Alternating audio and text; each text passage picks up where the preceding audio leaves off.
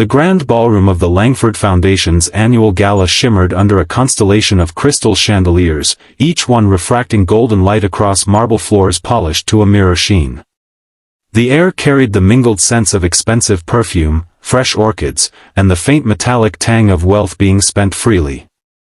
Hundreds of guests, CEOs, philanthropists, politicians in tailored tuxedos and gowns that cost more than most people's yearly rent, drifted through the space like colorful koi in a very expensive pond.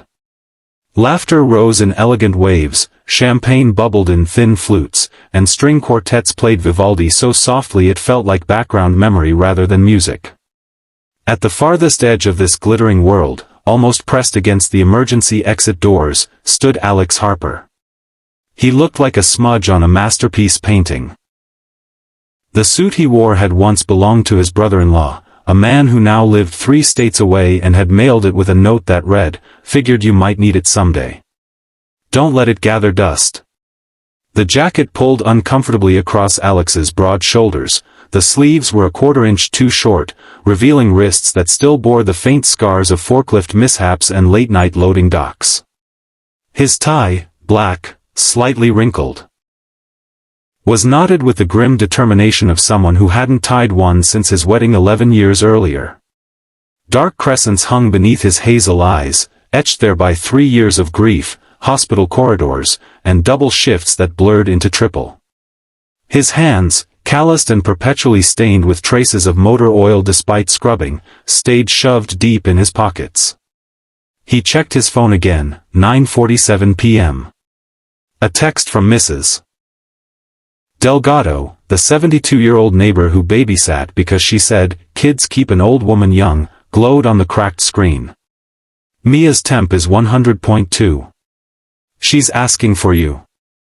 I can stay till 10:30 max, my arthritis acts up after that. Sorry, Mijo." Alex's stomach twisted. The $50 he'd paid Mrs. Delgado had come from skipping 2 meals that week. He couldn't ask her to stay longer. He couldn't afford another hour. He had only come to this gala because Elena, Sarah's best friend since college, had cornered him in the grocery store parking lot 2 weeks earlier, tears in her eyes. "You're disappearing, Alex," she'd said, gripping his arm. "Sarah would hate this. One night. Just show up. Wear the suit. Eat something that isn't ramen. Please." So here he was, invisible in a room full of spotlights, counting the seconds until he could escape without drawing attention. He edged sideways, shoulders hunched, aiming for the exit like a man walking through gunfire. His heart thudded unevenly, not from excitement, but from the constant low-grade panic that had become his baseline since Sarah's diagnosis 4 years ago. Stage 4 neuroblastoma in Mia had followed 18 months later, just as Sarah slipped away. The universe, it seemed, had decided one tragedy wasn't enough. Fingers brushed the cold push-bar of the door. Then the microphone crackled. The sound sliced through the murmur like a knife. "Ladies and gentlemen," came a voice, warm, steady, carrying effortless authority, "if I could have your attention for just one more moment before we close the live portion of tonight's auction." Alex froze, hands still on the bar. The voice belonged to Victoria Langford. Even people who didn't follow high society knew her name. 38 years old, sole heir to Langford Enterprises after her father's sudden death a decade earlier, she had transformed a sprawling industrial conglomerate into one of the largest private funders of pediatric medical research in the country. Tabloids called her the Ice Queen of Philanthropy. Those who'd met her said she was kind, but kindness wrapped in steel. She stood center stage now in a floor-length emerald gown that seemed to drink the light and give it back richer. Her dark hair was swept into an elegant chignon, a single diamond drop glittering at her throat. She smiled, not the practiced, camera-ready smile of most hosts, but something quieter, more determined. "Most of you know why we're here tonight," she continued. "Every dollar raised goes directly to the Langford Pediatric Oncology Wing and to families who otherwise couldn't afford the care their children need. But tonight, before we finish, I'm adding one final item to the auction. A ripple of intrigued laughter moved through the crowd.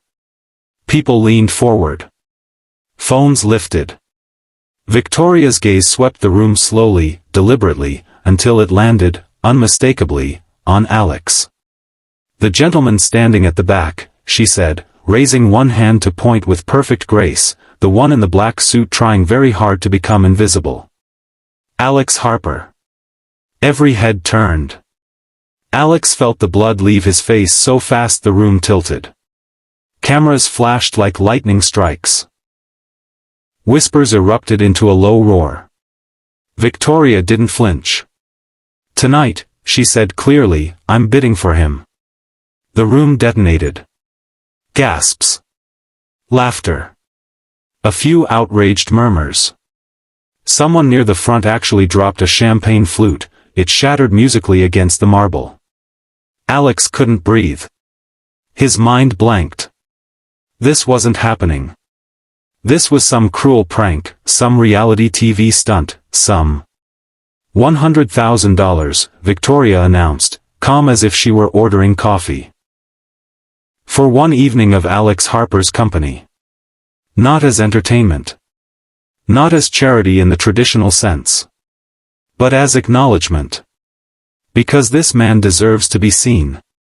Alex's phone buzzed again in his pocket. He didn't dare look. Victoria's eyes never left his. 200,000, she added, raising her paddle even though no one else had spoken. The auctioneer, a silver-haired man named Charles who usually handled million-dollar artworks, blinked rapidly. Madam, we have 300, came a male voice from the left side of the room. A hedge fund manager in his 50s, face flushed with alcohol and bravado, raised his paddle with a smirk. "Let's see how high the Ice Queen goes for a nobody." Titters spread. Victoria's smile sharpened, just enough to show teeth. 500,000. Silence crashed down like a guillotine. Alex finally moved. Not toward the stage, toward the door again. He shoved it open an inch. Cool night air rushed in, smelling of rain and exhaust. "Wait," Victoria said. Not shouted. Just said. The single word carried more weight than any scream. Alex stopped, back to the room, hand trembling on the door. She lowered the microphone so her next words were softer, meant only for him, yet still amplified enough for the front rows. "I knew Sarah," she said. The name hit him like a physical blow. He turned, slowly, painfully. Victoria stepped to the edge of the stage. She volunteered in our children's ward for almost 2 years. She read stories to kids who couldn't sleep. She held hands during chemo. She talked about you constantly, about the man who rebuilt engines in the garage at midnight so she could stay home with Mia. About how you learned to braid hair because she was too weak those last months. She told me you were the strongest person she'd ever met, and that you never let anyone see how much it hurt. Tears, unwanted, furious, burned behind Alex's eyes. He hadn't cried in public since the funeral. Victoria lifted the microphone again. "This isn't about spectacle," she told the room. "This is about saying thank you to someone who gave everything and asked for nothing." 600,000. No one countered. 600,000 going once. The auctioneer cleared his throat. Going twice. Alex felt the floor sway beneath him. "Sold," Charles said, almost in a whisper. Applause began. Tentative at first, then swelling into something genuine. Not mockery. Not pity. Respect. Alex didn't move. Couldn't. Victoria descended the steps, heels clicking softly. When she reached him she stopped a respectful distance away. "I'm sorry if I embarrassed you," she said quietly. "But I couldn't let you walk out of here unseen again." He stared at her. "Why me?" "Because Sarah asked me to look after you both if she couldn't," Victoria answered. She made me promise. I waited 3 years to keep that promise. Tonight felt like the right time. Alex swallowed hard. I need to go. Mia. I know, Victoria said. Let me drive you. He wanted to argue. He wanted to refuse everything. But exhaustion won. Okay, he rasped. They left through a side door, avoiding the press of bodies and flashing cameras. Victoria's driver waited with a black SUV. Inside, the leather smelled new, soft jazz played low.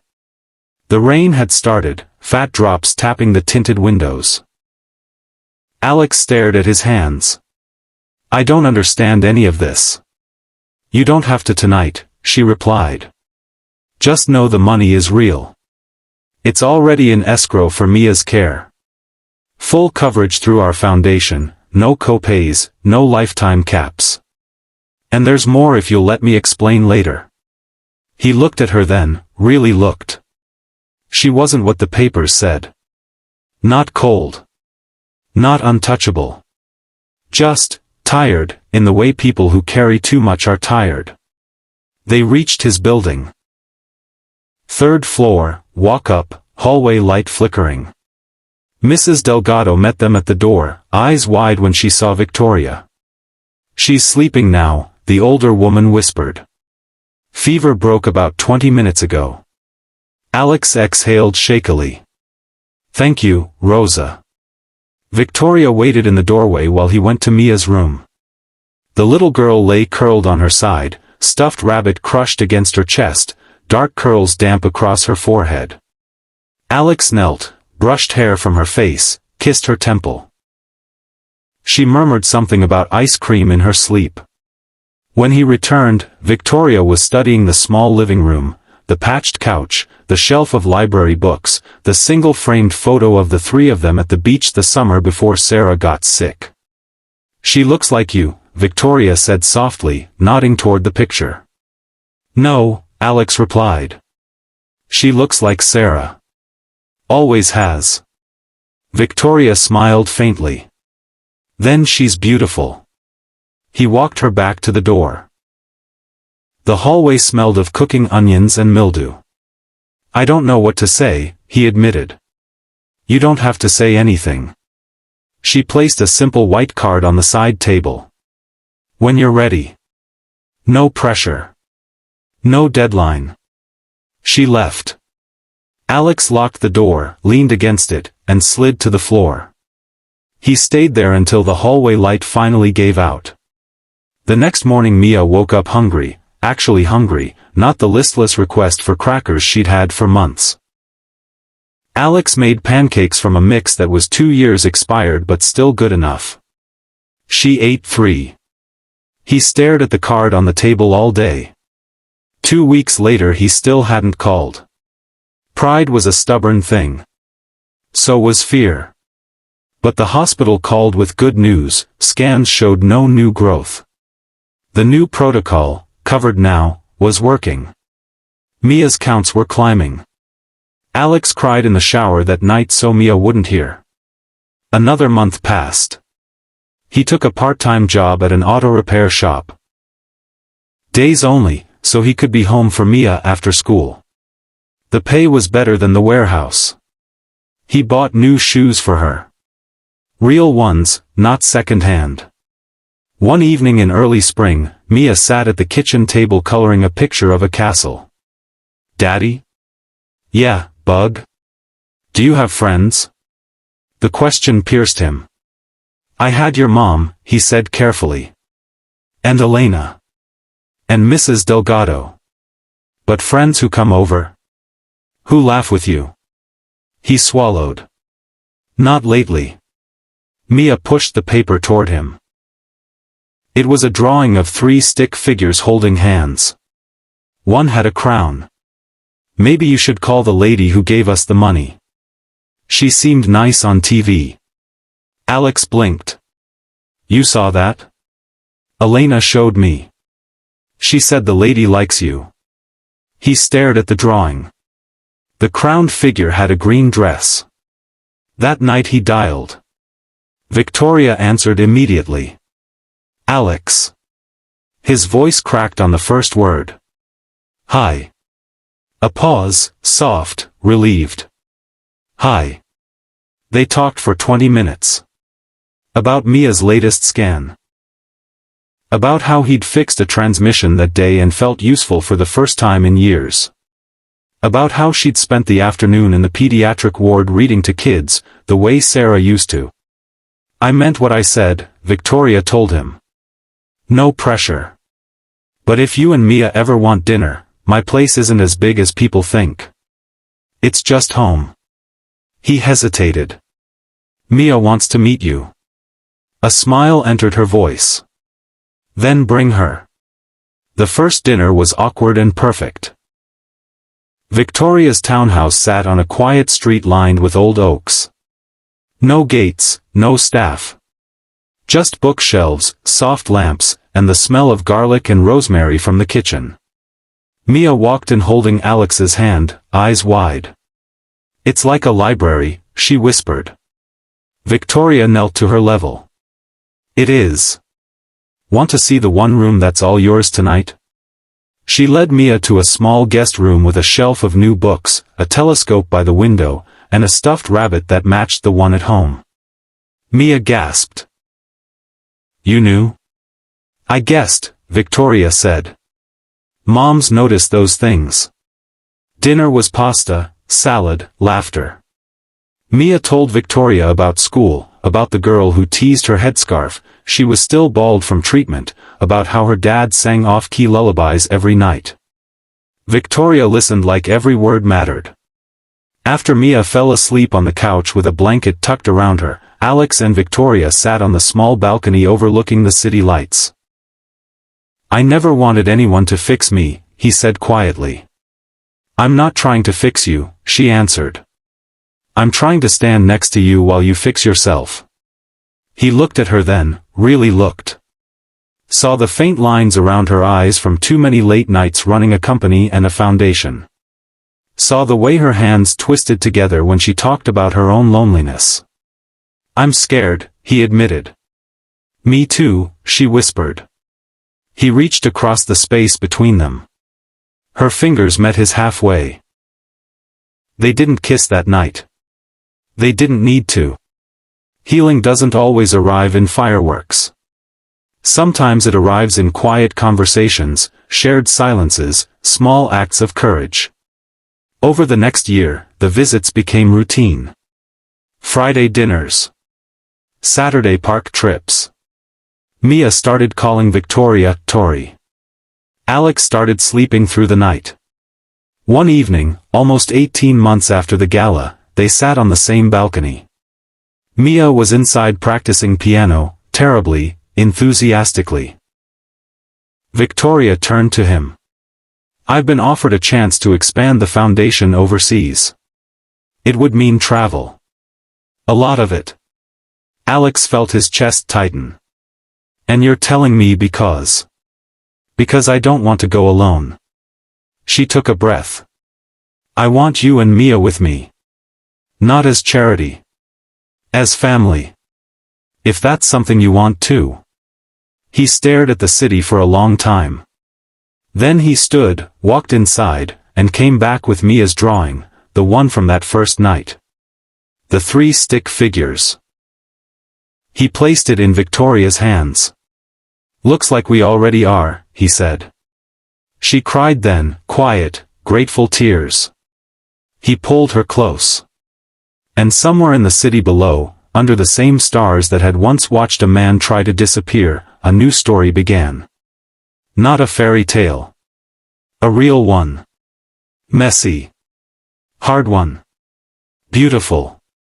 Because sometimes the greatest bid isn't money. It's choosing to stay. If this story moved you, if it reminded you that no one has to carry their burdens alone, please hit that like button and subscribe so you never miss another tale of ordinary heroes finding their way back to hope. Thank you for being here.